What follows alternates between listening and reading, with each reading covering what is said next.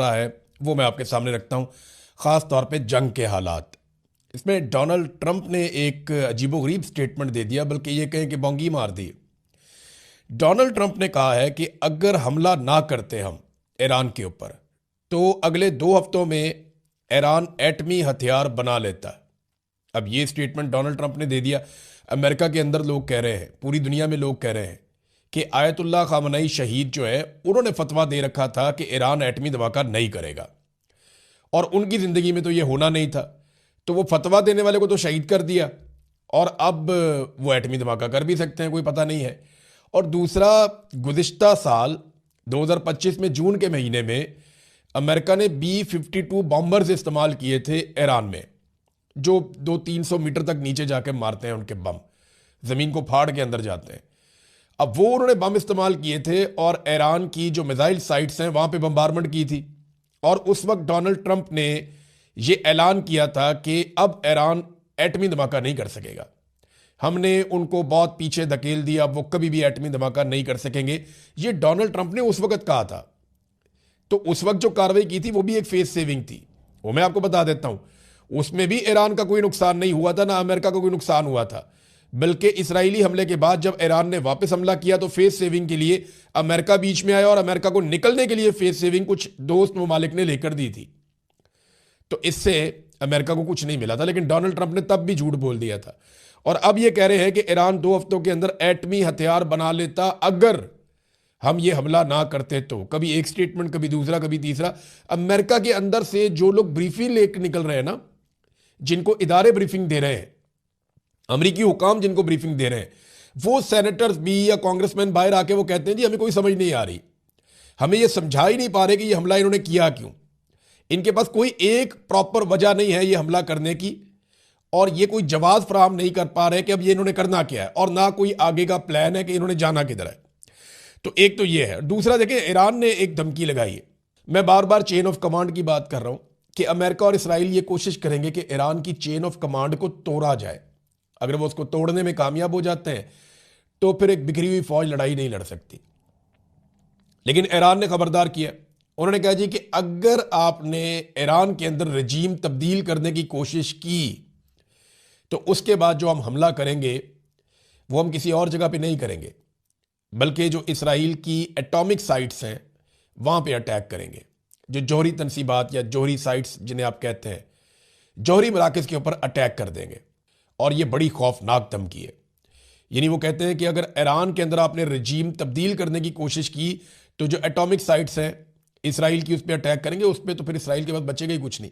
पूरे रीजन के अंदर एक ताबकारी पैदा हो जाएगी और बहुत बड़ा मसला जन्म ले लेगा। अब चीन ने सालसी के लिए, हालात क्योंकि ख़राब हो रहे हैं, तो चाइना ने बात की है सऊदी अरब से, कतर से, बाकी मुल्कों से, ईरान के साथ भी उन्होंने बात की। तो चाइना अपना एक सालसी के लिए नुमाइंदा मिडल ईस्ट में भिजवा रहा है ताकि सालसी की जाए और किसी तरह इस जंग को रोका जाए। सालसी इस बात पे भी हो जाए ना कि कम से कम ये लोग आपस में नहीं लड़ेंगे। अगर अमेरिका और इसराइल लड़ता है तो ईरान उसको जवाब दे सकता है, उनके अड्डों पे मार सकता है, लेकिन कम से कम अरब ममालिक और ईरान की आपस में लड़ाई नहीं होना चाहिए। ये चाइना की भी प्रायोरिटी है, ये ईरान की भी प्रायोरिटी है, और यही अरब हुक्मरान भी चाहते हैं। अब तक तो ऐसा है। अमेरिका इस लड़ाई को खींच के ना एक और तरफ लेकर जा रहा है। एक बात आप ज़हन में रखें कि ईरान ने यह बताया कि ना उन्होंने तुर्की के ऊपर अटैक किया, जो तुर्की के ऊपर एक हमला हुआ वो ईरान ने नहीं किया।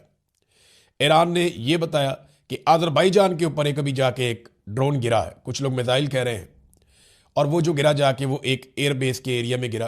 कुछ इतलात ये भी हैं कि वो इसराइली कोई अड्डा था, वहाँ पे इसराइल के कोई एसेट से। तो इसराइल के साथ अजरबैजान के ताल्लुकात हैं, ये हम जानते हैं, क्योंकि जब अजरबैजान ने आर्मीनिया को जंग में शिकस्त दी थी तो 2 मुल्कों के ड्रोन उन्होंने इस्तेमाल किए थे, एक इसराइल के और दूसरे तुर्की के, और उनके ज़रिए से उन्होंने आर्मीनिया से अपना इलाका काराबाग खाली करवाया था। तो इसराइल के साथ मैं ये जानता हूँ कि अजरबैजान के ताल्लुकात चीज़ें चलती हैं। वो उनको कुछ पेट्रोलियम भी सप्लाई करते हैं अजरबैजान, क्योंकि गैस और पेट्रोलियम वहाँ पे है, तो वो पाइपलाइन के ज़रिए से तुर्की तक जाता है और वहाँ से आगे वो इसराइल को सप्लाई भी करते हैं। ये बात एक हकीकत है। अच्छा, इसमें जो अजरबैजान पे अटैक हुआ उसमें ईरान ने कहा जी भी हमने नहीं किया। इसके अलावा जो बरतानिया का साइप्रस के अंदर जो अड्डा है वहाँ पे जो अटैक हुआ उसको भी ईरान ने कहा ये भी हमने नहीं किया। तो अलग अलग जगहों पे जो अटैक हो रहे हैं, या ये आरामको के ऊपर जो अटैक हुआ ईरान ने कहा ये भी हमने नहीं किया। जो ऑयल फैसिलिटीज हैं इनको हम नहीं मार रहे, हम अरब सिविलियंस के ऊपर भी अटैक नहीं कर रहे। बहुत सारे हमले, जब इंक्वायरी होगी तो पता चलेगा कि ये सारे हमले ईरान ने नहीं किए थे, लेकिन ये सारे हमले एक प्लानिंग के तहत किए जा रहे हैं। इसको फॉल्स फ्लैग ऑपरेशन कहते हैं, ताकि इसके जरिए से बहुत सारे मुल्कों को इकट्ठा करके ईरान के साथ लड़वाया जा सके और ईरान को इस रीजन में एक विलन के तौर पे दिखाया जाए कि देखिए ये सबको मार रहा है। हालांकि इस वक्त जो ईरान में हो रहा है उसका आप तसव्वुर भी नहीं कर सकते। बड़ी खौफनाक बमबारी ईरान के अंदर अमेरिका और इसराइल कर रहे हैं। यहां मेरे पास एक खबर है, और ये अमेरिकन है, माइक एडम्स, ये हेल्थ रेंजर्स हैं। इन्होंने ये दावा किया है कि अमेरिका ईरान में उस किस्म के जंगी जराइम कर रहा है जिस तरह के जंगी जराइम किए गए थे नेतन्याहू की जानिब से गाजा में। जैसे फ़लस्तीनियों को उन्होंने मारा और मलिया मेट किया, इसी तरह अमेरिका इस वक्त डोनाल्ड ट्रंप का नाम लिया उन्होंने, वो कर रहा है ईरान के अंदर। ईरान में तालीमी इदारे हैं, अस्पताल हैं, सरकारी इदारे हैं, पुलिस के दफातर हैं, हर जगह को मलिया मेट किया जा रहा है और सिविलियंस की कैजुअलिटीज़ लगातार बढ़ती चली जा रही हैं। 1100 के करीब आम शहरी ईरानी अब तक की इतला के मुताबिक शहीद हो चुके हैं, और ये बहुत बड़ी तादाद है। 4-5 दिन की लड़ाई है टोटल। तो ये लगातार अमेरिका दबाव बढ़ा रहा है। अब लड़ाई जो थी ना, वो पहले जो ईरान लड़ाई लड़ रहा था, ये लड़ाई ईरान के जनूब में चल रही थी। यानी आप ये ईरान का नक्शा देखें ना, आप ये नीचे का सारा एरिया आप देख रहे हैं, ईरान के आसपास कौन कौन से मुल्क हैं। तो पहले ये लड़ाई नीचे जनूब की जानिब से चल रही थी, थोड़ा सा जनूब मगरिब की जानिब भी जाती थी। यानी इस लड़ाई में ईरान का मुकाबला था नीचे उन बेसिस से जो अमेरिका जनूब से ऑपरेट कर रहा था। यानी आप शुरू हो जाए ना नीचे ओमान से, आगे यूएई आ जाता है, कतर आ जाता है, सऊदी अरब आ जाता है, उर्दन आ जाता है, पीछे इसराइल आ जाता है। तो अमेरिका इस रीजन को इस्तेमाल कर रहा था। ईरान का सारा फोकस और लड़ाई यहां पे जनूब में थी, लेकिन अब यह लड़ाई शिफ्ट होकर मगरिब में और शुमाल मगरिब में चली गई। यानी अमेरिका कोशिश कर रहा है कि इसको इराक से ऊपर तुर्की और तुर्की के बॉर्डर से ऊपर अजरबैजान तक इस लड़ाई को पहुंचा दे।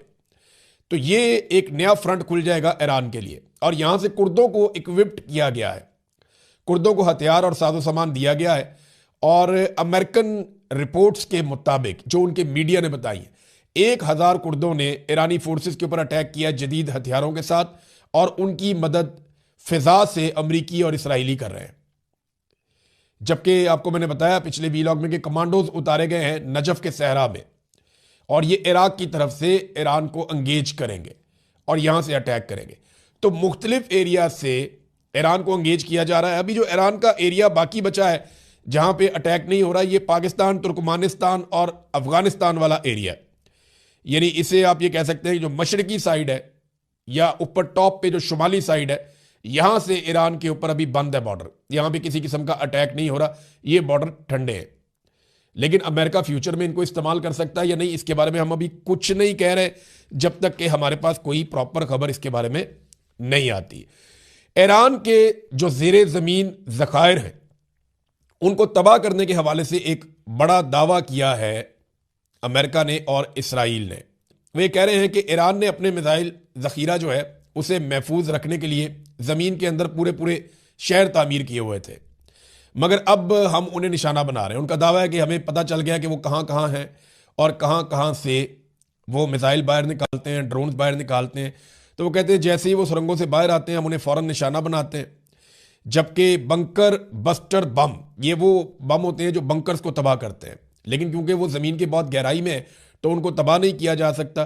तो वो जो सुरंगों के दाखिली और खारजी रास्ते हैं ना, जहाँ से दाखिल होते हैं निकलते हैं, वो उनको तबाह करने की कोशिश कर रहे हैं, ताकि ईरान जो है वो अमली तौर पे अपने हथियारों को कम से कम इस्तेमाल करे। अब ये जनाब अमेरिका और इसराइल का दावा है कि सैकड़ों मिसाइल और लॉन्चर हमने तबाह कर दिए हैं, जिससे ईरान की वो सलाहियत कमज़ोर हो रही है जिसके ज़रिए वो जंग के आगाज़ में बड़ी तादाद में हमले कर रहा था। अच्छा, ईरान के हमलों के अंदर शिद्दत में कमी आई है। पहले ईरान ने बहुत तेज़ी से ड्रोन्स दागे, बहुत तेज़ी से उसने मिसाइल दागे। अब ईरान जो बात कर रहा है वो मुख्तलिफ है। वो ये कह रहा है कि हम तो पुराने हथियार इस्तेमाल कर रहे थे, हमने तो 3rd और 4th जनरेशन के अभी इस्तेमाल ही नहीं किए हथियार। हमारे जो लेटेस्ट मिसाइल्स हैं वो तो पड़े हुए हैं, वो तो इस्तेमाल करने हैं। एक मिसाइल के बारे में आपको बताता हूं कि ईरान ने नया मिसाइल एक चलाया है, खुरमशर, इसी तरह नाम है इसका, और खुरमशर 4, इसको खैबर भी कहते हैं सादा ज़बान में। तो ये 2000 किलोमीटर तक जाता है, बहुत ज़्यादा वॉरहेड भी लेकर जा सकता है ये मिसाइल ईरान ने नया इस्तेमाल किया, इससे पहले उसने इस जंग में इसको इस्तेमाल नहीं किया। ईरान के पास काफ़ी सारे ऐसे मिसाइल हैं जो डॉक्यूमेंट पर मौजूद हैं, यानी रिकॉर्ड का हिस्सा है कि ये मिसाइल इनके पास हैं, लेकिन वो मिसाइल अभी तक ईरान ने इस्तेमाल नहीं किए इस लड़ाई में। तो क्या ईरान उनको इस्तेमाल करने जा रहा है या करने की कैपेसिटी रखता है? अमेरिका और इसराइल जो है वो ये दावा करते हैं कि नहीं, हमने तो वो एरिया ही बंद कर दिया जहां से मिसाइल इस्तेमाल हो सकते हैं और हमने उन फैसिलिटीज़ को तबाह किया है। जबकि ईरान ये कह रहा है कि कुछ भी तबाह नहीं हुआ, हम जवाबी हमला करेंगे तो पता चल जाएगा। बहरहाल इस वक्त ईरान की जानिब से शिद्दत में कमी है, जबकि इसराइल और अमेरिका की जानिब से लड़ाई की शिद्दत को बढ़ाया जा रहा है। नादरीन, एक बड़ा प्रॉब्लम जो आ रहा था उसका हल ढूंढने की कोशिश की जा रही है मिडल ईस्ट की जानिब से और अमेरिका और इसराइल की जानिब से, कि ईरान का जो शायद ड्रोन आता है या ईरान जो भी ड्रोन भेजता है हमला करने के लिए, उन्हें रोकने के लिए बहुत महंगे इंटरसेप्टर्स इस्तेमाल किए जा रहे थे और पैसा पानी की तरह बह रहा था, और इंटरसेप्टर्स खत्म हो रहे हैं, जिसका नुकसान यूक्रेन को भी होगा, अमेरिका को भी होगा, और इसका रशिया को फायदा होगा कि ये इंटरसेप्टर्स जितने कम होंगे, रशिया उतना ज्यादा यूक्रेन के ऊपर और यूरोप के ऊपर दबाव बढ़ा सकेगा। तो इन्होंने तो पानी की तरह इंटरसेप्टर्स चलाए हैं यहां मिडल ईस्ट में, और ईरान ने काफी हद तक डैमेज कर दिया, जखीरा खत्म कर दिया। अब जाके इनके दिमाग में ये आइडिया आया कि यूक्रेन से वो ड्रोन लिए जाएं जो इंटरसेप्टर ड्रोन्स हैं, यानी ड्रोन को रोकने के लिए ड्रोन भी जा सकता है ना, और ये बहुत सस्ता है। तो यूक्रेन ने जो इंटरसेप्टर ड्रोन्स बनाए हुए हैं उनकी कीमत कितनी है पता है? उनकी कीमत है 5000 तक, यानी $3000 से $5000 तक। ईरान का जो ड्रोन है वो $20000 का है। उसको रोकने के लिए अगर $5000 का ड्रोन लगता है तो ये तो घाटे का सौदा नहीं है, 1 2 3 ड्रोन भी लग जाए तो कोई मसला नहीं है। तो अब ये ड्रोन हासिल करने की कोशिश की जा रही है मिडिल ईस्ट में, अमेरिका की जानिब से और इसराइल की जानिब से, और यूक्रेन ने कहा जी हम आपको बताते हैं। लेकिन इससे पहले कि यूक्रेन बताएगा और यूक्रेन ड्रोन की सप्लाई करेगा, रशिया यूक्रेन का बॉर्डर बहुत ज्यादा गर्म कर देगा और यूक्रेन के लिए बहुत ज्यादा प्रॉब्लम क्रिएट कर देगा, क्योंकि रशिया प्रॉपर तरीके से मैदान में आ चुका है। रूसी वजीर खारजा सरगई लारोफ, इनके जो स्टेटमेंट आए हैं इनको आप सुनेंगे तो आपको आइडिया हो जाएगा कि रूस इस लड़ाई को कैसे देख रहा है। सबसे बड़ा बेनिफिशियरी वो बनने वाला है इस लड़ाई का, या चाइना को बहुत फायदा होगा। देखिए ना, पूरी दुनिया का तेल बंद है, चाइना का तेल बंद नहीं हो रहा, उनको सप्लाई लगातार जा रही है, क्योंकि वैसे भी चाइना के साथ बिगाड़ता नहीं है ईरान। ईरान का 90% ऑयल पाबंदियों के बावजूद चाइना खरीदता है। फिर चाइना ईरान के अंदर जो इन्वेस्टमेंट करने जा रहा है, जो उन्होंने वादे किए हैं, वो $400 अरब के हैं। तो ईरान चाइना के साथ तो नहीं बिगाड़ता।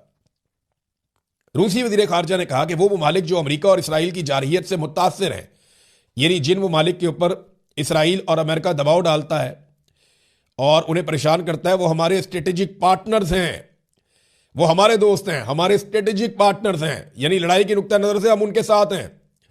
हम उनके लिए दीगर अमन पसंद मुल्कों के साथ मिलकर ऐसा माहौल बनाएंगे जो अमरीकी हमले को मुकम्मल तौर पर नामुमकिन बना देगा। देखिए ना, ये लड़ाई में अमेरिका बहुत बुरी तरह एक्सपोज हुआ है। ईरान से मार खाना तो अमेरिका का नहीं बनता था, लेकिन बहुत मार पड़ी है उन्हें, और ईरानियों ने मारा, उनके सारे अड्डे तबाह किए हैं यहाँ पे इस रीजन में। तो इसके बाद रशिया को और बाकी मुल्कों को बहुत हौसला मिला, जो मिलना भी चाहिए था। तो उन्होंने कहा जी हम बाकी मुल्कों के साथ मिलकर, जो ज़ेरे अताब है अमेरिका के और इसराइल के, हम ऐसा सिस्टम बनाएंगे, यानी इसका मतलब यह है कि अब अरबों की तरफ भी नज़र है रशिया की और बाकी मुल्कों की तरफ भी, ताकि आइंदा अटैक ना किया जा सके। फिर उन्होंने कहा हम अमेरिका और इसराइल के लिए ये फिजा इतना सख्त बना देंगे और इस हद तक जाएंगे कि ईरान के खिलाफ ये ऑपरेशन हो ही ना सके। अब ये बहुत सारे इशारे दे रहे हैं रूसी वज़ीर खारजा, और चीज़ें बहुत क्लियर कर रहे हैं कि अमेरिका और इसराइल के मकासद में से एक मकसद ये है कि वो ईरान के खिलाफ जंग में खलीज फारस के ममालिक को शामिल करें। ये भी उन्होंने कहा, वो जो मैं आपको कह रहा था ना फॉल्स फ्लैग ऑपरेशन, इस पर भी उन्होंने बात की कि जनाब ये कोशिश कर रहे हैं कि कुछ ना कुछ करके शामिल किया जाए लड़ाई के अंदर अरब ममालिक को और बाकी ममालिक को, ताकि ईरान के ऊपर दबाव ज़्यादा बढ़े। नाज़रीन, भारत शदीद तनकीद की जद में आ गया। वजह यह है कि भारत की नेवी ने दावत दे के ईरानी बहरिया को बुलाया था, उनका जंगी जहाज़ गया था और वो बहरी मशकों में उसने हिस्सा लिया। ये निहत्थे फौजी थे, ये इंडिया के पानियों में ही मौजूद थे और वहाँ पे ये अपनी एक्सरसाइजेज ख़त्म करके मूव कर रहे थे, तो इनको अमेरिकन्स ने भारतीय पानियों के अंदर डबो दिया और वहाँ पे 80 से ज़ायद ईरानी फौजी शहीद हो गए। अब इसके ऊपर इंडिया के अंदर इंडिया पे तनकीद हो रही है और बैनुल अक़वामी सतह पे हर जगह पे इंडिया पे तनकीद हो रही है कि उन्होंने अपने मेहमानों का ख्याल नहीं रखा। इस पे ईरानी वज़ीर ख़ारजा ने कहा कि अमरीकी फ़ौज ने जारहियत का मुज़ाहरा करते हुए ईरान से तकरीबन 2000 मील दूर बैनुल अक़वामी पानियों में हमला किया है। मेरे अल्फाज लिख लें, अमरीका ने इस हमले से जो मिसाल कायम की है, ईरानी फ्रिगेट जहाज़ डयाना भारतीय बहरिया का मेहमान था, ये उसके लिए बहुत महंगा साबित होगा। ये जनाब वज़ीर ख़ारजा ईरान अब्बास अराकची का स्टेटमेंट है। इंडिया के अंदर बहुत तनकीद हो रही है, इंडिया में इतनी जरूरत नहीं है कि वो अमेरिका की मजम्मत कर दे कि हमारे मेहमान आए हुए थे, वो निहत्थे फौजियों का आपने उनका जहाज डबो दिया, ये क्या तरीका है। अमेरिका की मजम्मत भी नहीं कर पा रहा, हत्ता कि वो ईरान के साथ ताज़ियत भी नहीं कर पा रहा कि उनके साथ जाके हमायत कर दे कि जी आपके साथ ज्यादती हुई है, हम आपके साथ खड़े हैं। ऐसा भी कुछ नहीं कर पा रहा। नाज़रीन, सऊदी इंटेलिजेंस